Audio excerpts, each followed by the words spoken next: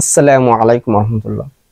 শবে বরাতের কয়েকটি গুরুত্বপূর্ণ বিদাত নিয়ে আলোচনা করব। 1 নম্বর বিদাত হলো শবে বরাতের রাত্রে 8 রাকাত বা 12 রাকাত নামাজকে নির্দিষ্ট করা। একটি হলো বিদাত, শবে বরাতের যেহেতু নির্দিষ্ট কোনো নামাজের সংখ্যা নেই, কোনো ব্যক্তি যদি 8 রাকাত বা 12 রাকাতকে নির্দিষ্ট করে ফেলে এবং এটাকে সুন্নাত মনে করে আদায় করে, তাহলে অবশ্যই বিদাত হবে, গর্হিত কাজ হবে। ইহা থেকে আমাদের বিরত থাকতে হবে।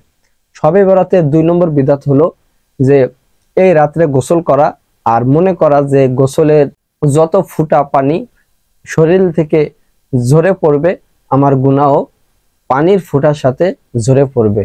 এই কথাটি পুরো বানোয়াট কথা, এই সম্পর্কে কোনো হাদিসও বর্ণিত হয়নি। বরঞ্চ এই গোসল করাকে কোনো ব্যক্তি যদি ফজিলতপূর্ণ মনে করে, সোয়াবের কাজ মনে করে, এটি অবশ্যই বিদাত হবে। 3 নম্বর বিদাত হলো হালুয়া রুটি খাওয়া। হুজুর পাক সাল্লাল্লাহু আলাইহি সাল্লাম এই দিনে হালুয়া রুটি খেয়েছেন, এই সম্পর্কেও কোনো হাদিস বর্ণিত হয়নি।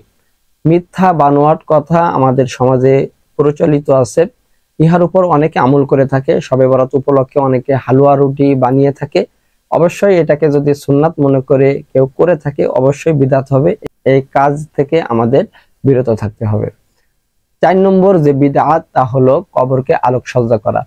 শবে বরাতের রাত্রে অনেকের কবরের পাশে দেখা যায় যে তারা মোমবাতি জ্বালিয়ে দেয় বা যে কোনো ধরনের আলোকসজ্জা তারা করে থাকে।